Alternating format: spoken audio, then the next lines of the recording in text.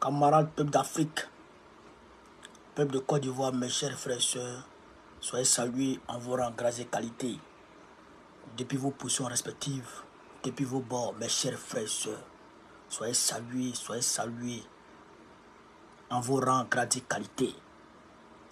Chers camarades d'Afrique du Sud, du Nord, de l'Est, de l'Ouest, en passant par le centre, soyez salués. Chers camarades, je vous avais dit hier ou avant-hier que les Hébriers, les Bidjans étaient, chers camarades peu d'Afrique,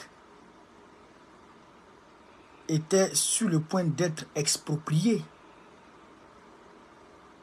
Sur le point d'être expropriés. Et aujourd'hui, et j'avais dit qu'ils n'avaient jamais reçu d'argent. Donc aujourd'hui, sur NCI, eh bien, ils ont cassé un certain nombre de papos. Mais il faut que je leur parle encore. Il faut que je leur parle encore. Parce que franchement, il faut qu'on se parle. Bien entendu, on va parler de la bataille de Tinzaouaten, Algérie, Mali. On va parler aussi de l'hommage que le Burkina Faso a rendu au président Laurent Gbagbo, cher camarade d'Afrique. Partagez au maximum la vidéo. On va rentrer dans le vif du sujet. Mais avant d'entrer dans le vif du sujet, samedi 3 août, samedi prochain là, tous ceux qui sont en Europe ici là, tous ceux qui sont en France, tous ceux qui sont en Europe qui peuvent faire le déplacement pour venir à la place de la Bastille, sortez, venez à la place de la Bastille, on va manifester pour apporter notre soutien, chers camarades d'Afrique, à la création de la Confédération des États du Sahel, la Confédération de l'AES. Voilà. Donc, chers camarades d'Afrique, on va rentrer dans la vue de sujet. Je vous avais dit que les Hébriers n'avaient pas reçu de 4 milliards. Je vous avais dit ça. Mais vous savez que le RDR est dans une forme de... Attendez, hein. Voilà. Le RDR est dans une forme de mensonge. Sénateur, soit salué. Dans une communication mensongère. Est-ce que vous comprenez? Une communication mensongère pour mélanger les gens. Vous comprenez ça? C'est des mythos. C'est des malheureux mythos. Jean, soit salué de la position. Est-ce que vous comprenez, cher camarade d'Afrique? On va ici vous mettre le DG de l'AGEROUTE, qui lui-même, de sa bouche, va nous dire que les Hébriers n'ont rien reçu. Les Bidjans d'Adjamé, ils n'ont rien reçu. Il va dire ça de sa bouche. Il va dire ça. S'il n'a pas dit ça, on va donner Kokota. Chers camarades d'Afrique, on est parti. Les impactés, il n'y a aucune somme n'a été donnée à M. Nangui Boura Chérubin, chef du village d'Abidjan-Djamé, aucune somme, et surtout que lui-même, il n'est pas impacté. Donc, il n'a pas droit à recevoir les indemnisations des impactés. Donc, je voudrais apporter un démenti à cette information qui circule, pour dire qu'aucune somme n'a été versée au chef du village ou à un membre de la chefferie ici présente. Très bien. Kalilou Koulibaly, réaction avant de retourner. Vous avez compris? LCI 360 ce soir même, ça cause ça met le direct même, il les vend en retard. Je vous ai pas dit, chers camarades d'Afrique, quand ça circulait sur la toile là, je vous ai dit, ou bien je vous ai pas dit qu'ils n'ont rien reçu. Mettez en commentaire ici. Mettez en commentaire ici, on va clairer là. Est-ce que je vous ai pas dit? Ils n'ont absolument rien reçu. On va interroger ici les chefs. Parce que les chefs étaient là. Je ne vais pas mettre tout ce que les chefs ont dit. Mais demain, il a fait une vidéo spéciale. Pour décortiquer ça. On va ici écouter les chefs. Chers camarades d'Afrique. Écoutez ça. À quel moment l'État a failli dans la mise en œuvre jusqu'au malheureux incident de jeudi dernier. Oui, l'État a failli sur plusieurs plans. Écoutez. Dites-nous. L'État a failli parce que nous, population d'Abidjan à Djamé, qui avons tout donné, d'accord. En retour, l'on a décidé purement et simplement de tuer nos parents, de détruire nos maisons et de venir publiquement sur l'antenne NCI dire que nous sommes de mauvaise foi. Nous n'allons pas donner l'occasion à notre frère Sylvain qui vient de s'exprimer là de continuer dans ce sens-là. C'est pourquoi nous prions le Seigneur pour que vraiment il revienne à la raison. De quoi s'agit-il? Écoutez très bien. Il n'a jamais été fait part de construction de route à Abidjan à Djamé. Il y a trop d'amalgame dans cette affaire.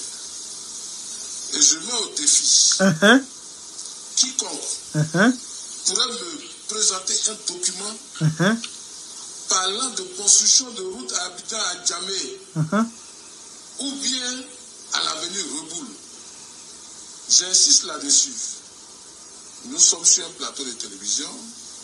Le directeur de l'AGEROUTE que nous avons croisé plusieurs fois, nous avons échangé avec lui, qui nous donne le décret qui part d'Abidjan à Djamé. Je dis bien Abidjan à Djamé, ou du moins qui part d'avenue Reboul. Donc il n'y a pas de route, de construction de route ici. Ça, c'est le projet. Il n'y a pas de construction de route ici. Mais à un moment donné, nous avions accepté de nous asseoir sur la même table que le directeur de l'AGEROUTE qui est là. Et d'autres personnalités pour échanger à l'effet de voir ce que nous pouvons faire. C'est quoi? Donc, mesdames, messieurs, comprenez bien que nous ne sommes pas de mauvaise foi. D'accord. Quand le directeur de l'AGEROUTE parle, ou du moins, si ce n'est pas lui, il y a quelqu'un qui a parlé des choses faramineuses que nous demandons, mais moi je suis étonné. Je suis étonné d'entendre cela. Nous avons perdu beaucoup de choses. Il y a des terres qui ont été prises de force, on le dit ouvertement, qui nous montre le document qui dit que les Tchaman d'Abidjan à Djamé ont cédé telle ou telle terre à telle ou telle entreprise ou à telle structure de l'État de Côte d'Ivoire. D'accord. Est-ce que vous autorisez qu'on permette au directeur général de l'AGEROUTE de se prononcer là-dessus déjà? Qui sont arrivés au XVIIe siècle, au XVIIIe siècle. Le président Houphouët-Boigny a usé de beaucoup d'ingéniosité, de beaucoup de tact pour emmener nos parents à un moment donné, de lui permettre de réaliser certains projets. Alors, mais ne pas en tenir compte et venir parler de mauvaise foi, je dis non.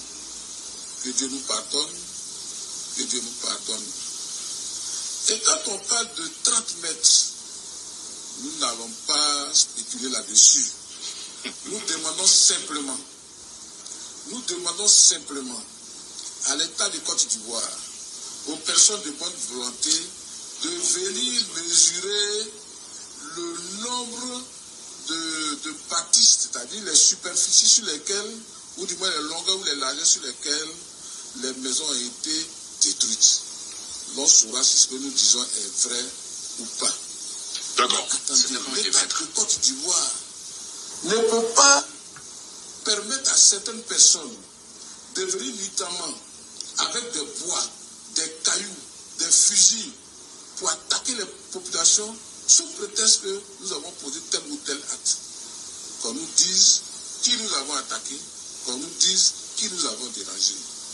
Mais je pense que le journaliste qui parle de mauvaise foi, mais pourquoi ne condamne-t-il pas le fait que des gens soient venus avec des sacs de pierre ne sont-ils pas, pourquoi ne condamnent-ils pas le fait que les gens soient venus avec des fusils, des gourdins pour attaquer les populations? Mais ça apparaît, les balles de fer, ça apparaît sur les réseaux sociaux. Moi, j'aurais voulu qu'ils condamnent ça. Et au fine, nous partons à l'apaisement. Et nos maisons étaient détruites. Nos maisons étaient détruites. Mais maintenant, que faut-il faire? C'est le vrai problème qui est là. D'accord. Camarades, voilà, vous avez écouté. Je n'ai pas tout mis parce que si on met tout, ça veut dire qu'on est en train de prendre l'émission entière. Mais j'ai pris un certain nombre de parties de la vidéo, de l'émission.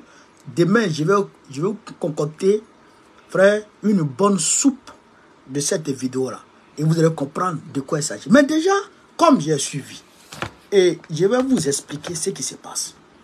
En réalité, depuis 2016, selon ce que les chefs ont dit, depuis 2016, il y a un protocole d'accord qui a été mis en place.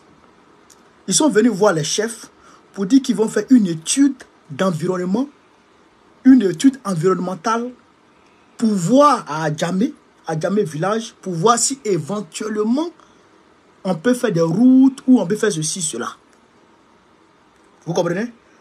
Et ils ont dit au chef, on va en même temps essayer de voir si on peut faire des routes aux deux plateaux, ici et là. Est-ce que vous comprenez ça? Donc les chefs, et ils ont accepté de discuter avec eux, les laisser venir faire les études d'impact et environnemental. Les chefs les ont laissés. Ils ont saisi de cet accord-là, de cet accord qui est basé sur les études environnementales, pour faire croire que les chefs leur ont donné l'autorisation de faire des routes à Abidjan-Djamé. Est-ce que vous comprenez? Ça veut dire quoi? Ça veut dire que déjà le fait que les chefs aient accepté de discuter avec eux, ils ont laissé le loup rentrer dans la bergerie. Ils ont laissé le loup rentrer dans la bergerie. Deuxièmement, ils disent qu'ils ont signé un accord avec l'ancienne chefferie en 2020 et que l'ancienne chefferie avait accepté de céder 30 mètres de part et d'autre de la route pour pouvoir agrandir la route pour l'accès au 4e pont. En 2022, la nouvelle chefferie a mis en cause cet accord-là parce qu'ils ont considéré que c'était un hold-up. Ils ont considéré que c'était un accord qui n'était pas, je dirais, qui ne prenait pas en compte leurs intérêts. Bon, je dirais leurs intérêts, mais qui ne prenait pas en compte, on va dire, leurs propositions à eux. Au niveau social, au niveau, comment on appelle ça, us et coutumes. Parce que c'est un village. Donc, ils ont dénoncé cet accord-là et ils ont proposé des amendements à cet accord. Est-ce que vous me suivez? En 2022. Donc, l'accord qui avait été signé avec l'ancien chef a été caduc. Donc, ne fonctionne plus. Donc, il faut relire l'accord. Donc, Patrick Achi a été sauté. Begré Mambé a été mis là. Ils ont recommencé les discussions avec Begré Mambé.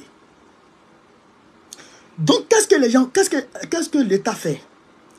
Ils créent un compte séquestre et ils vont mettre 4 milliards et quelques là-bas pour essayer de jouer avec la mentalité des ébriers.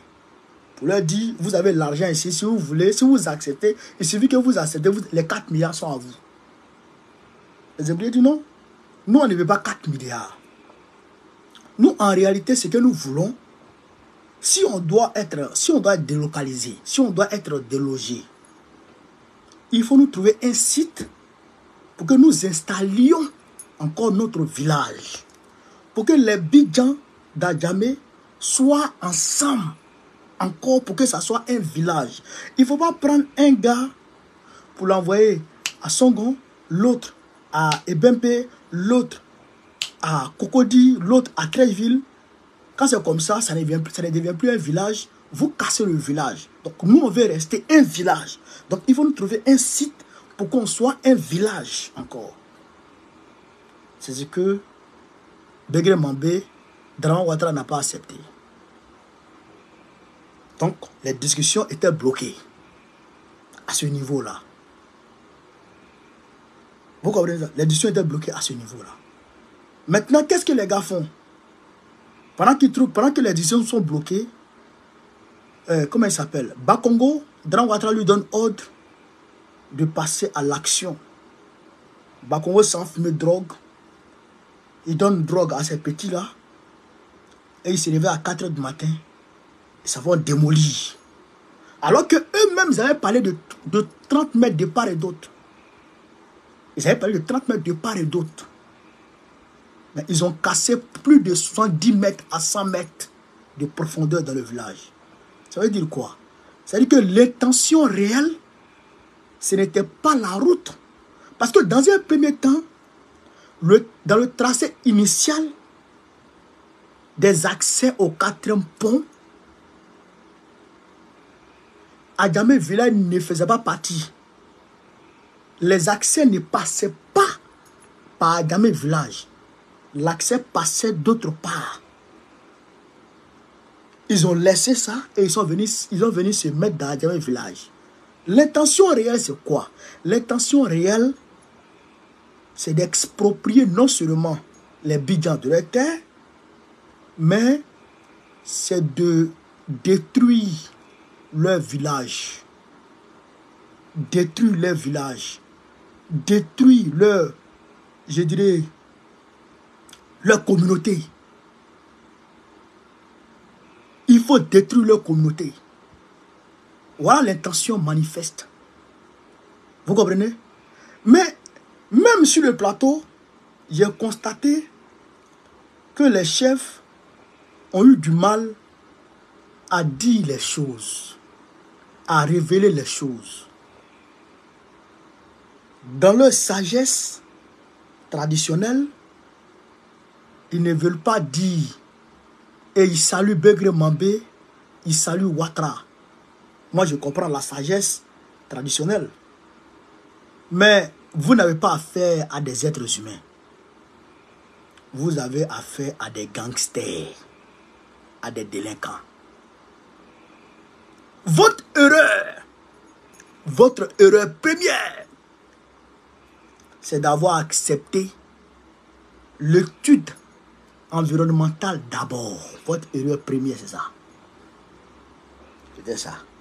Deuxième erreur, c'est d'avoir accepté, même si c'était l'ancienne chefferie, c'est de signer un accord de, comment on appelle ça, d'élargissement de voies de part et d'autre de 30 mètres. Ça, c'était votre deuxième accord. Même si vous avez rattrapé l'accord, mais c'était une erreur. Troisième erreur, c'était quoi? La troisième erreur, c'était de faire confiance à Dramane Ouattara et à votre leader, celui que vous appelez leader Begré Mambé. C'était de lui faire confiance. Ça, c'était la troisième et pire erreur. Mais comment vous dénoncez un accord et vous ne rendez pas ça public? Vous partez les voir dans leur bureau et vous ne rendez pas ça public. Vous n'en parlez pas. Et vous laissez Bakongo devenir, vous laissez Bakongo gouverneur de votre pays, de votre région. de votre district. Ça, ce sont des erreurs que vous avez commises. Mais aujourd'hui, pour rattraper ces erreurs-là, il faut non seulement continuer à dénoncer, mais tout ce qui va se passer, il faut mettre ça sur la place publique. Tout ce qui va se passer, il faut mettre ça sur la place publique. Et ne cédez pas d'un seul iota à votre village. D'ailleurs même, renoncez à tout. Dénoncez tout.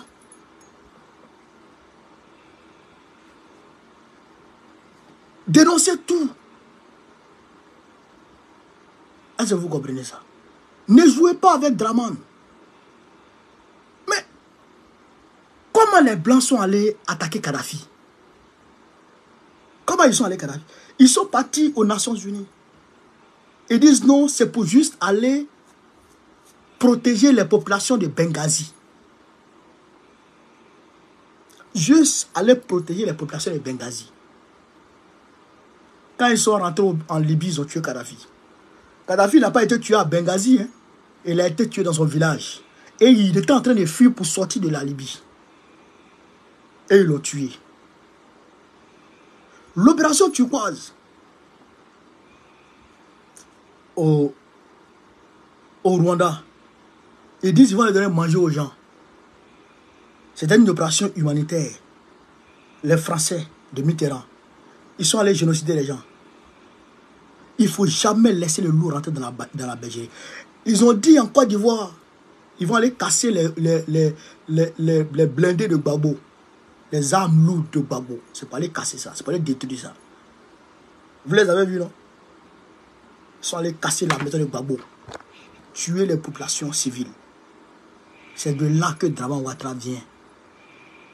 C'est de là que les ordres de Draman Ouattara proviennent. Si vous ne savez pas ça, et que vous n'avez pas encore compris ça, vous allez toujours subir. Vous allez toujours subir, et très mal subir. Ça, je tenais à le dire. Ça, je tenais à le dire. En tout cas, moi, vous avez mon soutien. Vous avez tout mon soutien. Et je suis solidaire de vous. Et le PPACI a fait un communiqué pour dénoncer ce qui s'est passé. Voilà. Nous, on est solidaires. Mais, vous-même là, arrêtez d'être comme ça. Soyez comme ça. Et dites-leur la vérité. Dites-leur la vérité. Ne leur montrez pas que... Voilà. Mais ça dépasse l'entendement. Vous n'avez pas indemnisé des gens. Ils n'ont reçu rien du tout. Même 5 francs, ils n'ont pas reçu. Il y a un bâtard qui parlait sur les réseaux sociaux pour dire non, lui, son grand frère était dans telle pharmacie, il a eu de l'argent. Voilà, maintenant on dit c'est faux. C'est ce qu'ils ont fait. Quand ils ont cassé Chat Hélène, ils ont mis une petite fille sur la toile pour mentir. Après, eux-mêmes, ils ont démenti. Est-ce que vous comprenez ça? Est-ce que vous comprenez? Donc, les gens n'ont rien reçu. Ils n'ont pas été relogés. Et vous partez casser leur maison pour en faire des sinistrés. Est-ce que c'est normal? Est-ce qu'un être humain peut le faire? Draman, il n'a pas de sentiment. Hein? Il n'a pas d'émotion.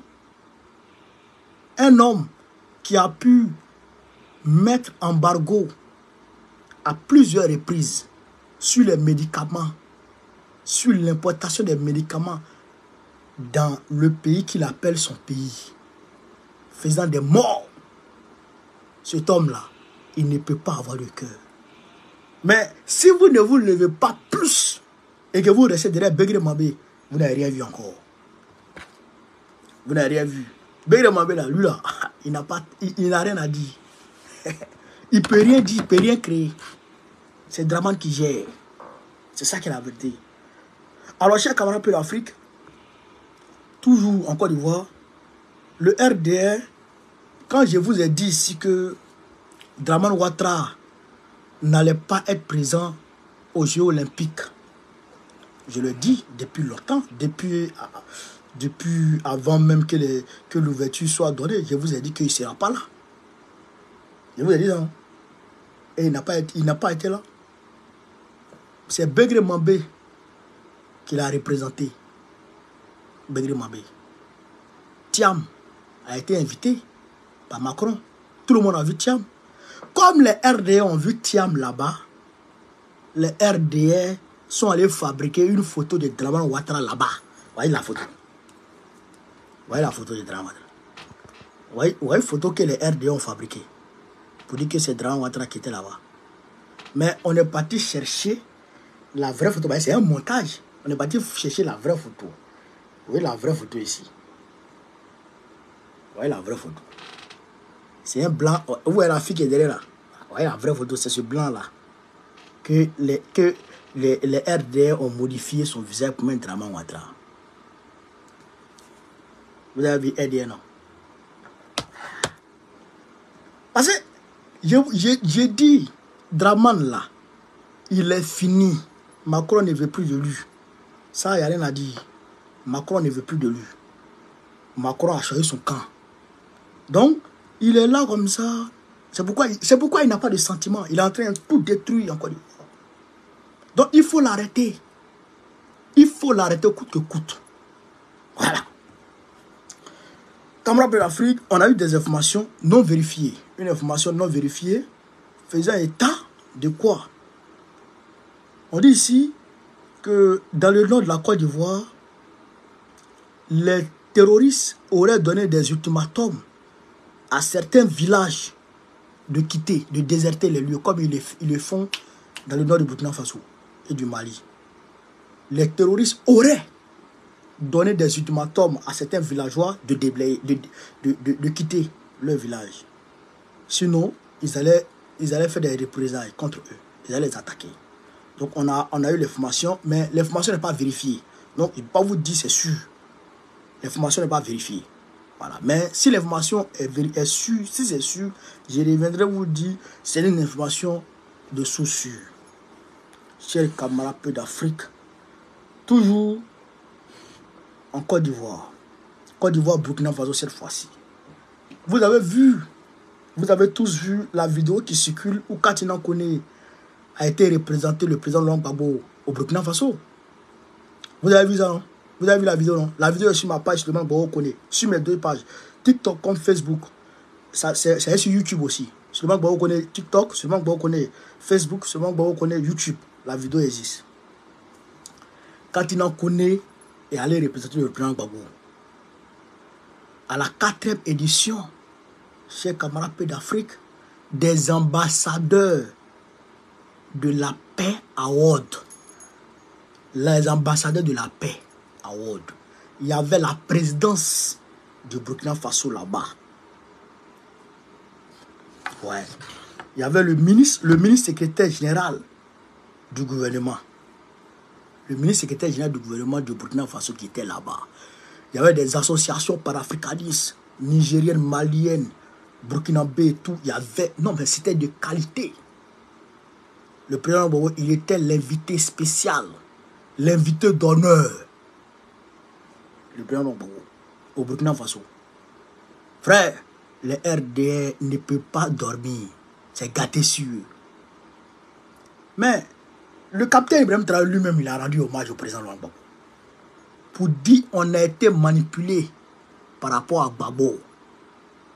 Moi-même, j'ai été manipulé. Moi, j'ai été manipulé. Nous tous avons été manipulés. Ouais. Mais moi, ma manipulation, il faut le dire, ce n'était pas trop, hein. Non, non, non, non, non. Ceux qui disaient, oh, non, les Djoula ne pouvaient pas porter habits, boubou, on tuait les Djoula, ceci, cela, c'est faux. Moi, j'ai voyagé en 2007. En 2007. Avec ma carte scolaire. C'est pas ma carte d'identité. Hein. Carte d'identité, CENI, carte nationale d'identité, non. C'était ma carte scolaire. J'ai voyagé avec ma carte scolaire de Séguéla jusqu'à San Pedro. On ne m'a pas embêté. Ouais, ouais. J'ai un nom nordiste, Kone Suleiman. Donc, moi, je ne croyais pas à ça. Et à San Pedro, moi et puis mes amis, on sortait toujours. Mon vieux moro s'appelait Zokoï Herman. C'est un BT. Zokoï Herman. Il y avait mon bon petit qui s'appelait qui s'appelle Zogoï. Mon vieux père s'appelle Zogoï Herman. C'est vrai qu'on ne s'appelle pas trop ces temps-ci parce qu'il a perdu son numéro et tout. Et j'ai perdu son numéro qu'il avait. Je pense qu'il a changé le numéro et tout. Il y a mon bon petit qui s'appelle Dja Julien. Son grand frère s'appelle Dja Félix, qui est aussi Annie. Il y avait Anissé, il y avait Fabrice, il y avait Charles, et il y avait les Oumar, les Dempsey. On était ensemble et on sortait ensemble et on parlait s'amuser ensemble. Donc moi là, manipulation là, ça n'a pas été trop. Bon, de ce point de vue là, je ne peux pas dire qu'on m'a manipulé. Mais où on m'a manipulé, c'est que Draman a menti. Il a dit qu'un Ivoirien, un toit, accouchement gratuit. Il a promis le ciel et la lune aux Ivoiriens. Donc, moi, ça m'a pris. Ouais, ça m'a pris. Ça, c'est une réalité. Mais pour dire que Draman m'a manipulé pour devenir tribaliste, jamais de ma vie. Je n'ai jamais été tribaliste. Parce que moi-même, je vous ai dit ici que ma grand-mère avait construit 2 petites chambres comme ça. Elle m'avait donné une chambre et l'autre chambre était son magasin. La petite chambre où j'occupais là, chaque 1 semaine, 2 semaines, elle me faisait sortir pour faire rentrer soit un baoulé, un bourreau, en tout cas, tout soit des personnes, maliens, burkinabés, sénifaux. Ma grand-mère se promenait pour chercher les étrangers. Ma grand-mère. Est-ce que vous comprenez ça? Donc, nous, on a été élevés, mon papa pareil. Il y avait des étrangers chez nous, beaucoup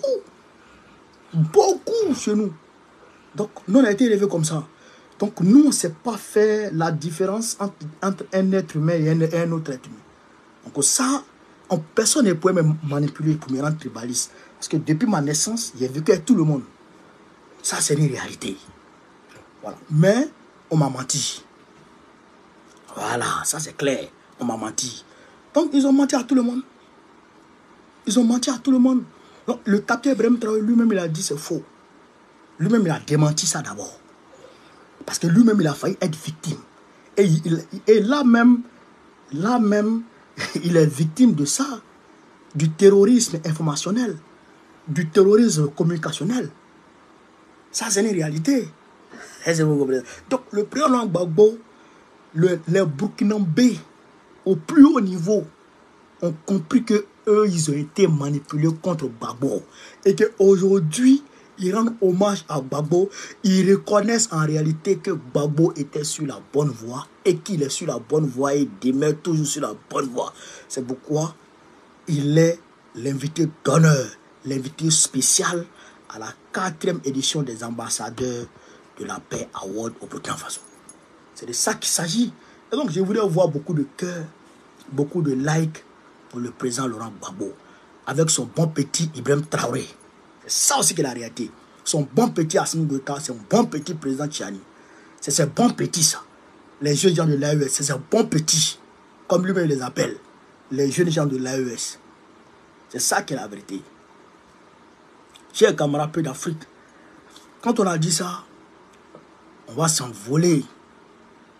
Frère, on va s'envoler pour la bataille de Tinzaouaten.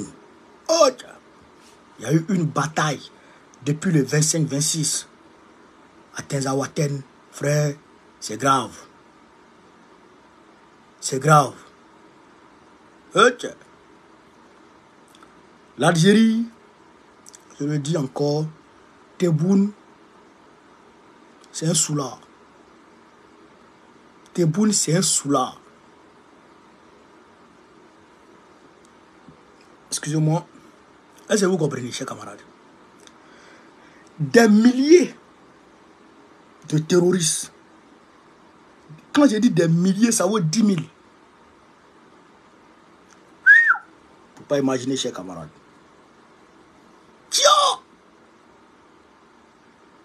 Vous avez vu l'attaque de Djibo qui a été filmée. De toute façon, les terroristes venaient par milliers là. Ça, c'est petit. Ça, c'est petit pour Tinzaouaten, là. Frère, ils sont venus de l'Algérie, de la Mauritanie, camarades peu d'Afrique. Et ils foncent. Les terroristes libyens, il y a des terroristes qui faisaient rage en Libye.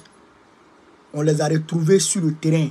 On a trouvé leur corps sur le terrain, sur le champ de bataille de Tanzawaten. Les terroristes libyens, c'est-à-dire que des terroristes véreux. Frère, non. Quand ils sont venus comme ça, la même malienne a perdu, je crois, un avion et des véhicules, quelques véhicules, et aussi, non mais l'avion là, je pense que c'était un accident au niveau de Kidal, quelques véhicules, frère, je crois 2 à 3 véhicules, je ne sais pas combien de véhicules là, il y a eu 12 blessés, un véhicule blindé, pas trop de dégâts côté malien. Frère, les Sukhoi, les Mi-21, Mi-35, camarades peu d'Afrique, quand on dit qu'il faut être armé, il faut être armé. Quand Ibrahim Traoré a parlé de guerre d'intensité, camarades peu d'Afrique, c'est guerre d'intensité qu'il voit comme ça. Les Sukhoi, les Su-24, oh, les Su-25. Frère, non, ils ont fait la fête. Ils ont fait la fête. C'est-à-dire que les terroristes eux-mêmes, ils ont fumé drogue, et ils fument drogue pour venir. Camarades peu d'Afrique. Ils sont fondus comme ça sur Tanzawaten. Leur objectif était d'arracher Tanzawaten aux Maliens, couper Tanzawaten du Mali, pour mettre ça avec la liquide, pour coller ça à l'Algérie. Camarades peu d'Afrique. Quand ils ont pris, c'est-à-dire que un front de près de 5 à 10 km, un front large de près de 5 à 10 km, ils sont versés comme ça.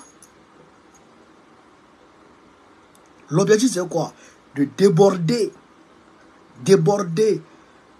l'armée malienne, le prendre en tenaille, c'est-à-dire que couper Tanzawaten du reste du Mali et broyer maintenant les éléments qui allaient rester au milieu. C'est la stratégie ça. Camarades, mais quand ils se sont engagés, les Sukhoi ont visé le milieu. C'est-à-dire que frapper le milieu, couper en deux la ligne de front. Les moyens de communication de l'ennemi, les véhicules blindés de l'ennemi ont été chicotés. Donc, ils n'arrivent plus à communiquer. Donc, c'est la débandade sur le front. Ceux qui étaient chargés de couper Tanzawaten, de prendre en tenaille Tanzawaten, chez camarades peu d'Afrique, eux, ils sont face à une résistance farouche. Eux qui sont chargés de couper, eux-mêmes, ils sont découpés. Lui qui vient là, lui n'arrive pas à croiser son gars. Non, ça frappe. Mais c'est là, tu vois, terroriste, il a une moto, il trouve que la moto ne roule pas assez vite. Il jette sa moto et il se couche. Mais il se couche, il voit qu'il y aura mangé camarade d'Afrique. Et il prend la poudre d'escapette. Frère, c'est qu'il coupe, il va tomber là, sur la montagne. Et tu le vois, c'est que le gars il se laisse comme ça et puis il roule comme ça. Comment? Non, l'armée malienne Si tu n'as pas peur de Dieu, il faut avoir peur de l'armée malienne. Si tu n'as pas peur de Dieu, frère, il faut avoir peur de l'armée malienne. Pourquoi je dis ça? Parce que les terroristes disent que eux, c'est des djihadistes. Et ils font du djihad, c'est ça, non? Ils font du djihad. Le djihad, c'est l'effort dans l'islam. Donc, on leur a promis 10 vieilles, 10 vieilles. Vous comprenez ça? 10 vieilles, 10 vieilles. Bon, comment quelqu'un peut avoir le courage de sortir ce genre de mensonges, de placer ce genre de mensonges? Comment quelqu'un peut avoir le courage de faire? Si tu as peur de Dieu, là, est-ce que tu peux faire ça? Est-ce que tu peux mentir comme ça? Si tu as peur de Dieu, est-ce que toi, tu peux mentir comme ça? Mais ils savent, depuis quand Tombouctou est une ville islamique? Ils savent depuis quand l'islam est rentré au Mali. Voici les plages ici, en Europe, en Occident. Les plages où les gens sont nus. Vous ne partez pas faire djihad là-bas. Hein. Voici les maquis, les boîtes de nuit, les bars ici, les bars, les woubis sont en train de se marier ici et là. Vous ne partez pas faire djihad là-bas. Hein. C'est au Mali où il y a déjà l'islam. 90% de la population malienne est musulmane. Des gens qui sont ancrés dans l'islam, qui ont étudié l'islam, qui ont fait des pèlerinages depuis le 13e siècle. Et c'est vous qui venez parler de l'islam là-bas. Si vous avez peur de Dieu, vous pouvez dire ça. Mais comme ils n'ont pas peur de Dieu, chers camarades peu d'Afrique, ils ont trouvé l'armée malienne pour les avoir en affaire. Mais ce n'est pas Dieu. L'armée malienne les a bottés. Vu quand les 10 vieilles qui les attendent là-bas, au paradis, les appellent. Mais les gars, ils ne veulent pas revenir. Les 10 vieilles disent, mais combattez l'armée. Combattez. Venez mourir, mourez, vous allez venir nous trouver ici. Et ils ne veulent pas les vieilles. Tellement que le feu est sûr. Merci pour le cadeau, mon frère. Tellement que le feu est sûr. L'armée malienne les a bottés.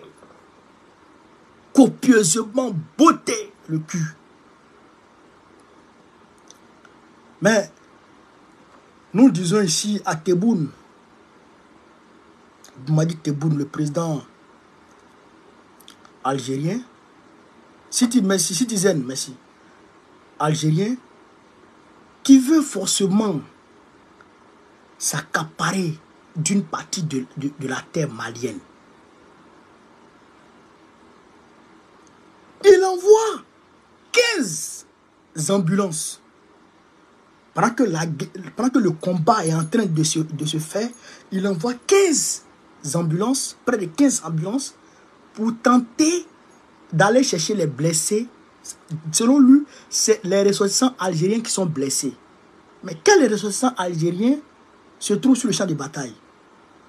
En réalité, c'était pour venir prendre les terroristes, les chefs terroristes là qui étaient pris au piège, venir les extirper de la NAS et puis les envoyer maintenant chez eux. Mais l'armée malienne a bloqué tout ça. Tout ça a été bloqué. Et l'armée malienne est en train de faire le ratissage. Même jusqu'à présent, les ratissages continuent. L'armée est en train de les frapper. Les morts là, on n'est pas fini de compter. Comment ton pays peut être une base arrière contre le Mali? Non, vraiment, Tebboune ne connaît pas la honte. Tebboune ne connaît pas la honte. Comment toi, ton pays peut être une base arrière contre le Mali? Franchement, quelqu'un qui connaît la honte ne peut pas faire ça. C'est le Mali qui t'a aidé ici, qui a aidé l'ALN à avoir son indépendance. Est-ce que vous comprenez ça? Modibo Keïta a donné des passeports diplomatiques à des combattants de l'AES, à des chefs de l'AES. Gao était devenu, comme chers camarades d'Afrique, un camp, une base arrière pour l'Algérie. un camp un camp d'entraînement, de formation pour l'Algérie pour aller en guerre. Pour les Algériens pour aller en guerre contre la France. La guerre d'Algérie. Et c'est vous qui aujourd'hui vous associez avec la même France pour attaquer le même Mali qui vous a aidé à vous libérer. Pendant que ce même Mali est en train de se libérer. Oh, parce que Dieu est fou. Dieu n'est pas bête. Dieu là, il est intelligent, il est sage et il voit tout. Mais vous allez toujours perdre. Ce que vous avez envoyé là, envoyez le double. Repos éternel. Ce que vous envoyez là, envoyez le double. Repos éternel. Les Argabas là, allez leur dire que c'est fini. Ils ne peuvent plus rien créer. C'est fini. C'est fini. Donc, chers camarades d'Afrique, voilà ce que je voulais vous dire ce soir. Dans ce direct. Sur ce, je voudrais vous saluer. N'oubliez pas, pour ceux qui sont ivoiriens, en Côte d'Ivoire, d'aller vous faire enrôler. N'oubliez pas d'aller vous faire enrôler. Allez faire vos cartes d'identité. Allez faire vos cartes d'identité pour que vous puissiez voter en 2025. Voilà. Ceux qui sont en France, qui sont en Europe, n'oubliez pas le 3 août. N'oubliez pas le 3 août 2024. Pour la manifestation en soutien à la création de la Confédération des États du Sahel. Voilà. Donc sur ce, chers camarades d'Afrique, vive l'Afrique libre, vive le panafricanisme, vive tous les présidents panafricains. Gbagbo, président de Côte d'Ivoire 2025, Inch'Allah. Merci à vous tous.